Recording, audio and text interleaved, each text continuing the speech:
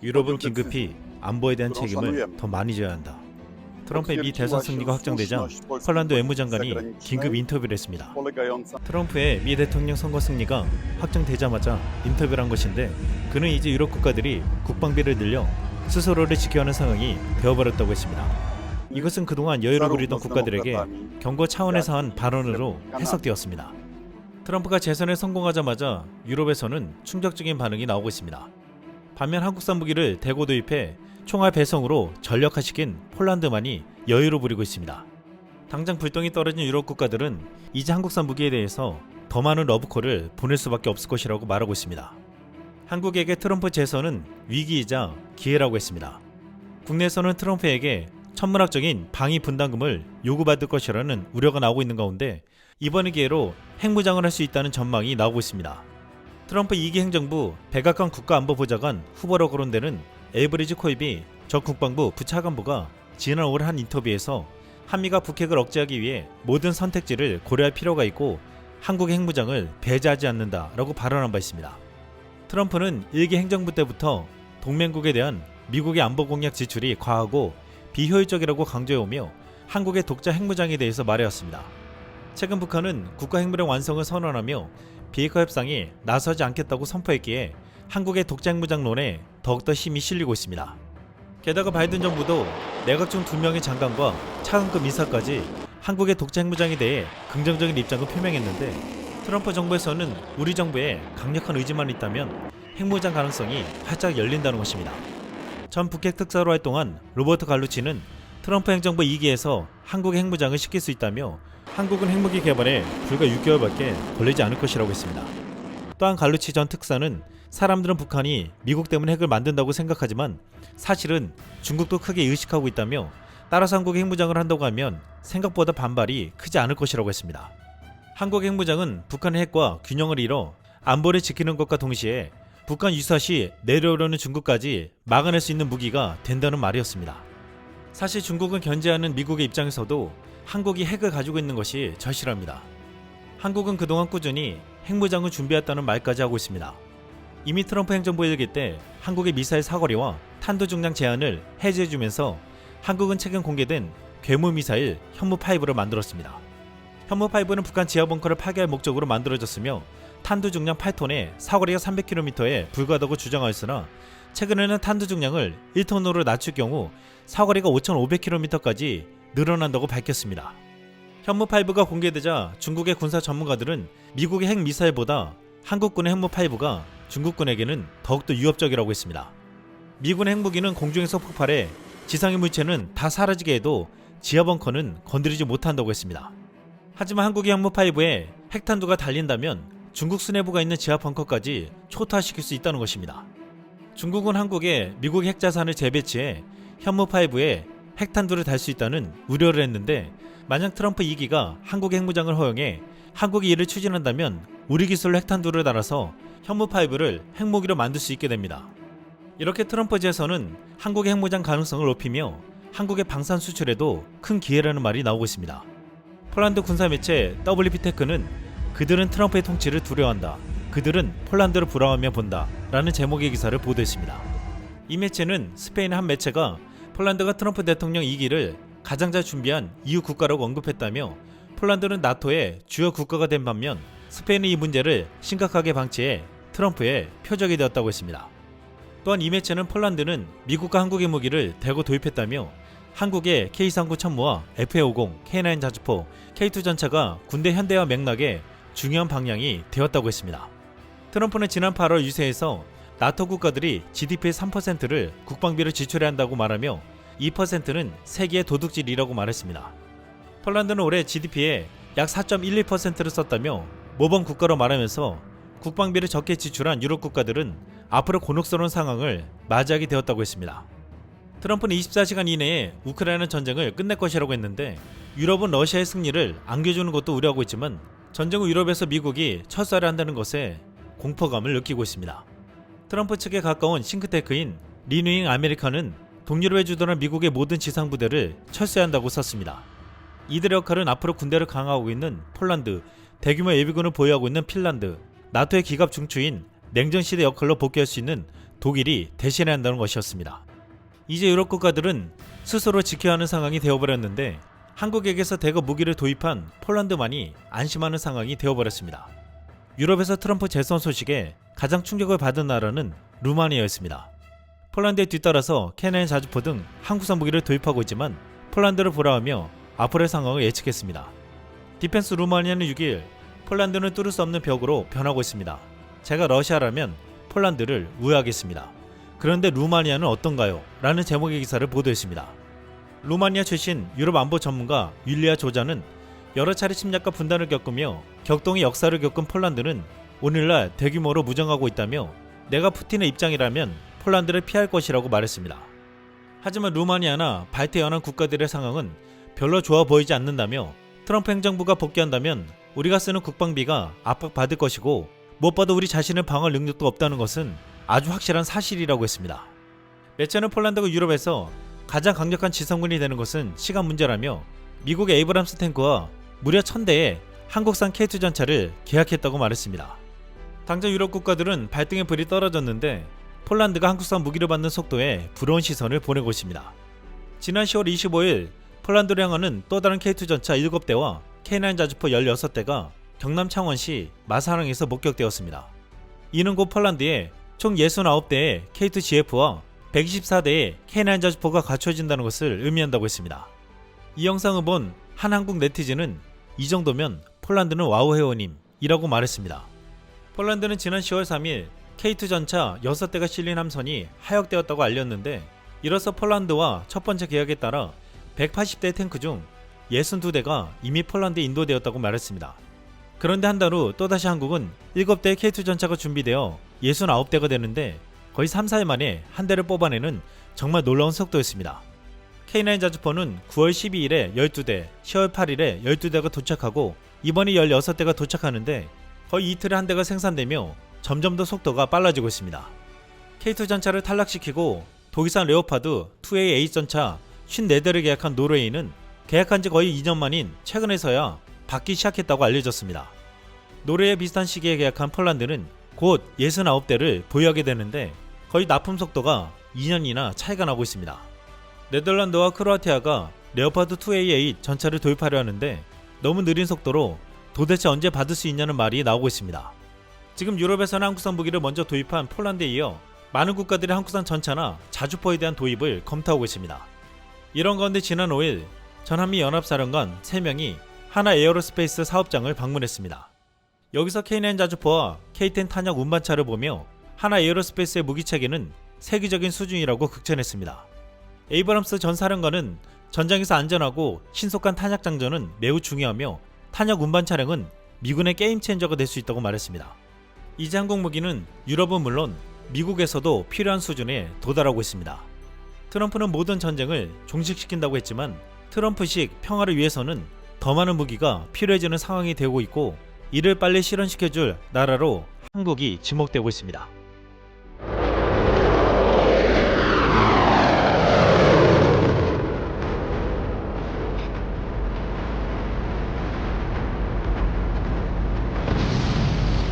대한민국 공군 채널에서 공군 공대지 무장모험 영상을 지난달 30일에 올렸습니다.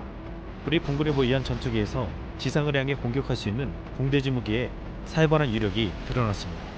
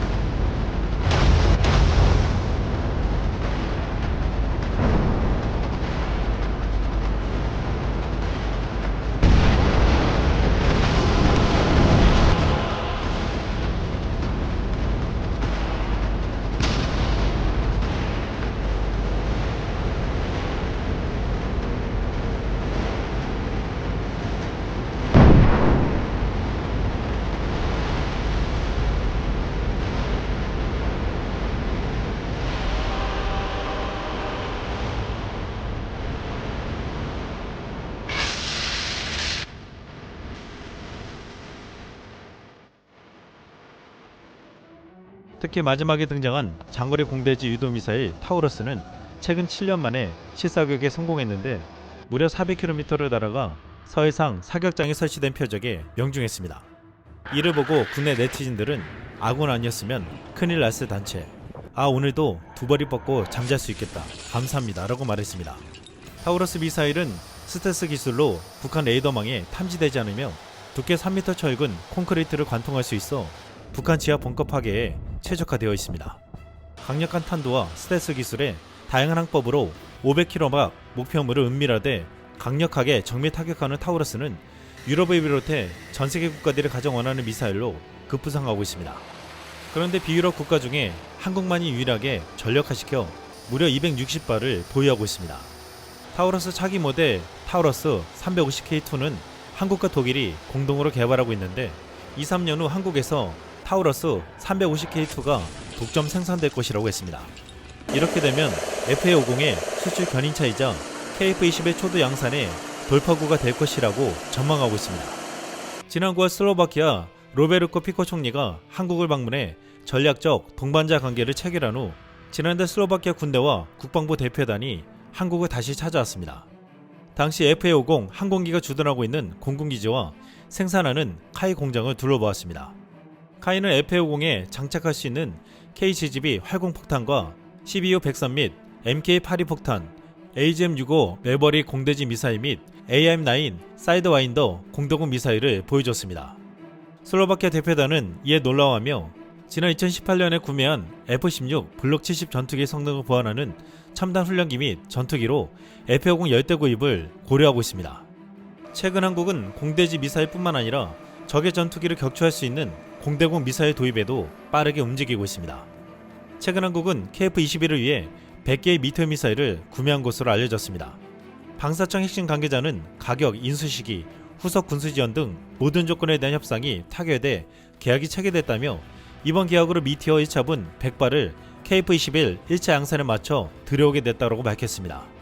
당초 세계 공대공 미사일 시장을 장악하고 있는 미국산 공대공 미사일을 장착하려 했으나 미국 측에서는 한국산 레이더를 쓴다며 불허했고 결국 불발되었습니다.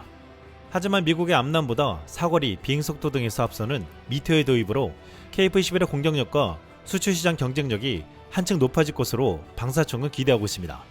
한국도 지금 공대공 미사일을 개발하고 있지만 먼저 현존 최고의 공대공 미사일을 먼저 KF-21 생산 초도분에 달겠다는 것이었습니다.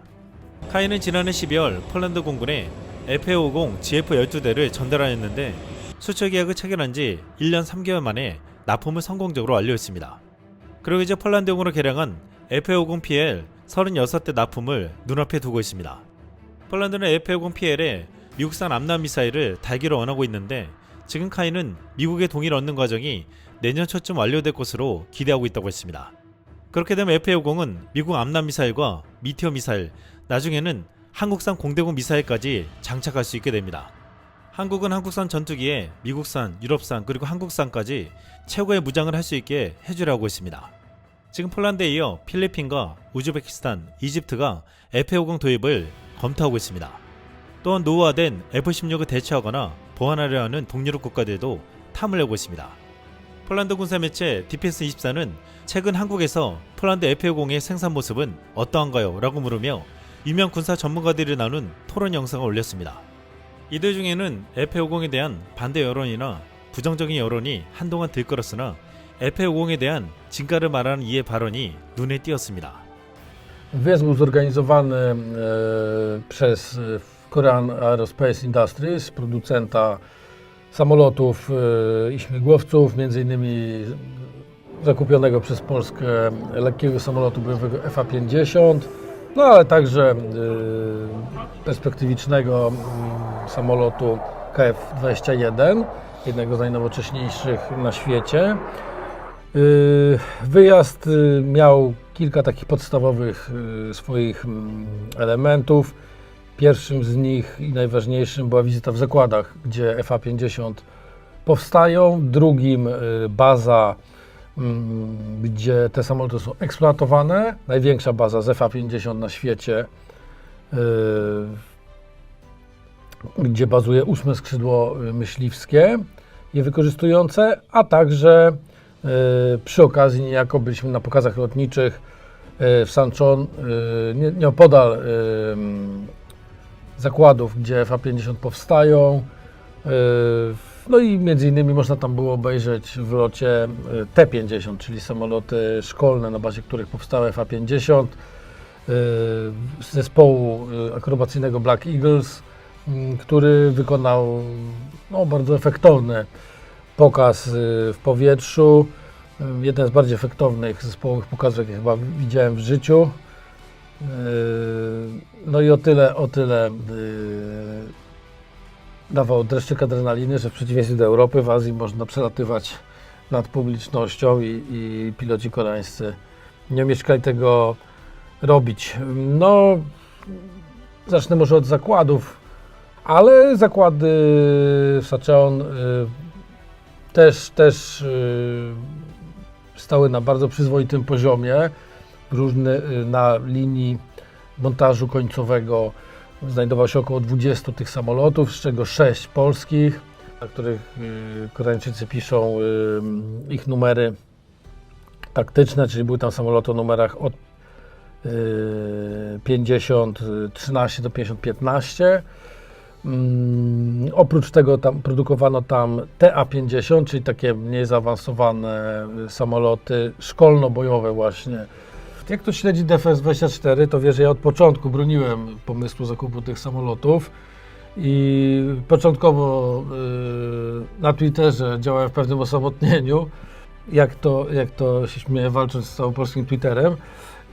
Natomiast w tej chwili już sporo ludzi zaczyna dostrzegać celowość tego zakupu. Przede wszystkim, tak jak rozmawialiśmy z koreańskimi pilotami, ten samolot po pierwsze ma godzinę lotu bardzo tanią, dzięki czemu może odciążać floty, czy to w Korei, czy w Polsce, po którym na F-16 Koreańczycy potrzebują tylko od 9 do 11 lotów, żeby się przeszkolić na F-16, czyli w zasadzie po ukończeniu szkolenia zaawansowanego w Polsce na masterze, teoretycznie też byśmy mogli wysyłać pilotów, którzy mają docelowo pójść na F-16, najpierw na FA-50, gdzie odbyliby szkolenie na typ, chociaż nie na F-16, i potem odbyć tylko 9-11 lotów na F-16. To obniża koszty, bo godzina lotu jest znacznie tańsza FA-50 i to znów zmniejsza obciążenie lotami naszych eskadr F-16. Więc to jest też taka trochę nowina, z którą stamtąd przywozimy prosto z tej bazy, z 8 skrzydła. Jeszcze jest jeden zawsze argument podnoszony, że to jest tylko szkolny samolot. Nie no, piloci, powiem tak, no pilot, którego z tego 8 skrzydła, z którym rozmawialiśmy, wręcz się żachnął na takie pytanie z naszej strony, no ale musieliśmy je zadać, tłumacząc, że w Polsce takie są głosy. On tam podkreślał, że z całej tej bazy, nie tylko z tego skrzydła, cała ta baza nie wypełnia żadnych zadań związanych ze szkoleniem. To jest po prostu baza bojowa i to jest baza położona niedaleko Seulu, do obrony Seulu w razie wojny. Zadania, które FA-50 ma wypełniać w tej wersji Block 10, czyli w odpowiednika tego naszego GF-a, Gapfillera, tego jeszcze biedniejszego, to oni i tak mają dokonywać wsparcia pola walki, uderzeń na wojska przeciwnika idące z północy i ograniczone zadania obrony powietrznej. Także no wiadomo, że no raczej do pojedynków w tej wersji z myśliwcami przeciwnika to tak może nie do końca się te samoloty nadają, ale już do zwalczania dronów, śmigłowców, samolotów transportowych z jakimś desantem i tak dalej, jak najbardziej. Chociaż tymi północno-koreańskimi samolotami to nawet w tej wersji FA-50 by mógł pewnie wystąpić z całkiem niezłym efektem. Natomiast warto powiedzieć, że nam ten samolot przedstawiono z takim całym garniturem uzbrojenia dostępnego. I tam było wszystko to niemalże, co my już w Polsce możemy podłączyć, bo mamy to do F-16, ale była też koreańska bomba szybująca KGB o zasięgu, no według różnych danych, od 70 do 103 km. Bomba szybująca, precyzyjnie uderzająca w cel, Polska tego nie kupiła, ale mogłaby kupić, bo to już jest zintegrowane. I to po prostu jest plug and play. 폴란드는 주력 전투기였던 미구 29를 대체하기 위해 F-50을 선택해 빠르게 한국으로부터 납품을 받고 있습니다. 그런데 이 교체가 지금 너무나도 잘했다는 칭찬을 받고 있습니다. 지난 11월 4일 인도 공군에 미구 29가 추락하는 사고가 또 발생했습니다. 지난 2019년 세 대와 충돌해 추락한 이후 2021년, 2022년 연이어 추락하는 사고가 일어났는데 이번에 또 추락하면서 미구 29에 대한 불안감이 커지고 있습니다. 이에 폴란드가 미구 29에서 단 한 번도 사고가 나지 않은 한국산 전투기 F-50을 도입한 것은 신의 한 수였다는 말이 나오고 있습니다. 과거 한국에서 전투기를 만들겠다고 하자 미국 전투기를 도입하는 것이 훨씬 쉽고 싸다며 극렬히 반대하는 목소리가 컸습니다. 하지만 이런 반대를 무릅쓰고 한국은 F-50, KF-21을 만들어내며 전 세계에서 경쟁력 있는 국산 전투기를 만드는 몇 나라 중 하나가 되었습니다. 중국의 러시아 슈퍼파이터, 그는 즉시 조롱의 대상이 되었다. 최근 사천 에어쇼가 역대 최대 관람객이 몰리며 성황리에 끝났습니다. 특히 국내 독자 기술로 개발한 한국산 전투기 KF-21이 시험 비행을 하며 지상 첫 전시를 하면서 41만 명이 넘는 관람객들의 눈길을 사로잡았습니다. 매년 펼쳐지는 TOC 공군 특수비행팀 블랙 이글스의 화려한 에어쇼도 엄청났지만 이번 에어쇼의 주인공은 KF-21이었습니다. 그런데 이지세라 중국에서는 그동안 보지 못했던 최첨단 전투기를 보여주겠다며 중국 최대 에어쇼인 주하이 에어쇼를 예고했습니다. 주하이 에어쇼는 12일부터 17일까지 광둥성 주하이에서 개최되는데 여기에 최초로 러시아 스텔스기 수호이 57과 중국 차세대 항공모함에 탑재된다는 스텔스 전투기 젠35를 선보인다고 했습니다. 이에 중국은 물론 미국이나 유럽산 전투기를 사지 못하는 국가들의 이목이 집중되었습니다. 한때 중국에서는 자신들이 개발한 스텔스기 젠20이 있어도 러시아산 스텔스기 수호이 57을 도입하려 한다고 보도되었는데 일각에서는 러시아 기술 절취를 위한 목적일 것이라고 했습니다. 어찌됐든 중국에게 러시아는 기술을 가져올 수 있는 앞선 기술의 국가였기에 수호이 57이 온다는 소식에 열광했습니다. 또한 어떤 나라보다 F-50을 도입한 말레이시아는 최근 예고한 다목적 전투기 사업에서 러시아 수호이 57과 한국의 KF-21을 견주고 있는 중이라 이번 에어쇼를 가장 주시해서 볼 것이라고 했습니다. 그런데 수호이 57이 에어쇼를 위해 중국에 도착하자마자 도저히 믿을 수 없다며 충격적인 반응이 나왔습니다. 러시아가 가장 진보된 5세대 최첨단 스텔스기라 말하며 F-35까지 압도한다는 그 유형은 어디에도 찾아볼 수 없었습니다. 지난 4일 주하이 에어쇼에 참가하기 위해 수호이 57 2대가 광둥성 주하이시에 도착했습니다. 이번 에어쇼에 최고 기대적으로 손꼽히는 수호이 57에 중국인들이 서로 보겠다며 몰려들었습니다. 현재 주민들도 전투기를 가까운 거리에서 자유롭게 촬영할 수 있었는데 한 중국 네티즌이 자세하게 찍어서 중국 빌리빌리에 동영상을 올렸습니다. 영상에서 항공기 외관에 드러난 수많은 볼트와 부실한 마감 처리가 흉측하게 드러났습니다. 외관을 가까이서 들여다보면 기체에 수많은 나사가 꽂혀 있었고 접합부가 들뜨는 부분도 눈에 띄는 등 최악의 완성도였습니다. 중국의 전문가들도 도착한 수호이 57의 모습에 적지 않게 당황하는 기색이었습니다. 패널들은 수호이 57의 상태를 보고 예사롭지 않은 반응을 보였습니다. 중국인들은 수호이 57을 보고 솜씨가 정말 엉망이다. 이 비행기에는 스텔스 코팅도 없고 중요한 레이더도 오래됐을 것이다. 러시아는 무너졌다. 러시아의 산업은 우리보다 심각하게 뒤처져 있다. 라고 반응했습니다. 디펜스 익스프레스는 수호이 57의 제작 결함을 담은 영상이 널리 유포되고 있으며 중국 사용자들이 공개적으로 러시아 전투기를 조롱하고 있다고 보도했습니다. 이번에 중국인들이 찍어 올린 수호이 57의 모습이 글로벌 SNS에 올라가자 하나의 네티즌은 테슬라가 수호이 57 전투기 조립을 하청받았나요? 라고 비꼬아 말했습니다. 여기 해외 네티즌들은 이런 반응을 보였습니다. 수호이 57이 저소득층 러시아 주택을 위한 분필청 조작자로 일했던 기술자에 의해 리퀴드 네이즈를 사용하여 조립되었다는 확실한 증거. 영국의 농장, 트랙터 회사인 것 같다. 이것이 그들의 전시품이라고 생각한다면 실제로 근무하는 사람들은 어떤 모습일지 상상해보세요. 궁금한 게 있는데 어떻게 하면 이게 떠서 부서지지 않고 유지될 수 있을까? 이렇게 수호이 57에 대해서 악평이 나오는 가운데 중국은 주하이 에어쇼를 앞두고 중국산 5세대 전투기 젠35A를 공개했습니다. 의도적으로 미국의 대선 일을 공개해서 미국의 F-35에 대항하는 스텔스기로 부각시켰다고 했습니다. 젠 35A는 F-35와 거의 비슷한데 좀 더 날씬한 모습이었습니다. 중국은 영국의 방위 기업을 해킹하여 F-35 설계도를 훔쳤다고 알려져 있는데 그럼에도 중국산 복제품을 젠 35라 부르고 있다며 비판을 받아왔습니다. 미 군사 매체 1945는 중국의 해킹을 통해 F-35와 디자인이 거의 같은 복사판을 만들긴 했지만 레이더 성능과 스텔스 기능, 전투 능력 등 핵심 기술까지 확보했는지는 의문이라고 했습니다. 단순히 디자인만 베낀 낮은 수준의 짝퉁일 가능성이 크다고 말했습니다. 이에 네티즌들도 겉모양은 따라했지만 성능은 형편없을 것이라고 말하며 이 같은 반응을 보였습니다. 웃기는 카피다. 디자인이 미국 F-35와 거의 같다. F-22에서 완전히 훔친 기술. 중국산 쓰레기. 이건 테무의 F-35예요. 중국은 F-35를 모방했지만 작동 원리를 모릅니다. 누군가의 숙제를 모방하는 것 같지만 선생님이 어떻게 답을 얻는지 물으면 뭐라고 말해야 할지 모릅니다. 한해 네티즌은 그래도 러시아산 소위 57과 달리 이건 스텔스 기능이 될 것 같다며 그들의 스텔스 기술은 F-35 편대 사이로 몰래 숨어들어 아무도 눈치채지 못하기를 바라는 것이다 라고 말했습니다.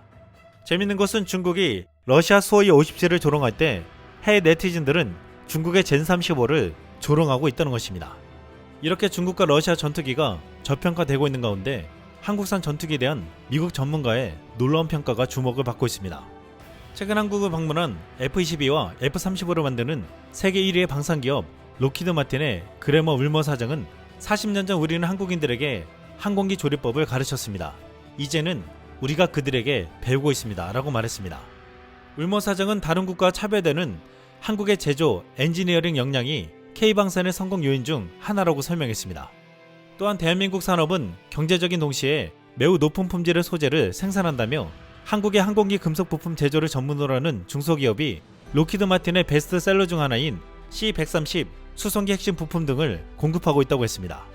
한국 기업들이 C-130, F-16, F-35 등의 항공기에 들어갈 초정밀 가공과 고난이도 조립이 필요한 부품을 공급하고 있다며 록히드 마틴은 한국 산업 생태계에 큰 관심을 가지고 있다고 했습니다. 현재 한국의 항공우주 산업이 기술, 방법론 측면에서 새로운 접근법을 제시하기도 한다며 그런 면에서 본다면 록히드 마틴이 한국에서 배우고 있다고 했습니다.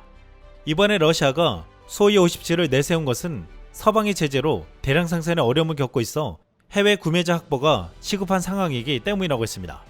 하지만 이번 에어쇼 출품으로 오히려 전투기 기술적 한계가 드러나는 결과를 초래했다는 평가가 나오고 있습니다. 록히드 마틴은 한국이 국산 전투기를 만든다고 할 때 불가능하다고 말했지만 한국의 KF-21이 핵심 기술 개발에 성공하고 이를 생산하는 카이 공장에 와서는 놀라움을 감추지 못했습니다. 카이 사천 공장에는 대형 로봇 드릴링 시스템을 개발해 도입하여 사람의 팔처럼 생긴 로봇이 정해진 위치에 오차없이 구멍을 내고 있었습니다. 이외에도 카이는 자동화 장비를 통해 빠르고 효율적이고 정밀하게 전투기를 조립, 생산하고 있었습니다. 한국은 항공기, 초정밀 가공, 부품부터 자동화 조립까지 기술 개발뿐만 아니라 전투기 조립 생산까지 완벽한 시스템을 구축하고 있습니다. 한국은 머지않아 최고의 경쟁력 있는 전투기를 만드는 방산 강국의 대열에 올라갈 것으로 기대하고 있습니다. 이번 사천 에어쇼에서 KF-21 보람의 단자 1호기가 시험 비행을 하면서 가볍게 이륙하고 고바등과 기동과 놀라운 선의 능력까지 보여주며 많은 이들은 마치 F-22 랩터와 같다고 말했습니다. 한해 네티즌은 중국의 전투기를 바라보는 시각과 한국의 전투기를 바라보는 미국의 시각이 완전히 다르다며 이렇게 표현했습니다. 중국이 젠 20을 개발하고 있다. 미국, 야 이놈들 우리를 따라했네. 한국 F-21을 카피해서 개발. 미국, 와 달라 보인다. 이상 쓸멍이었습니다.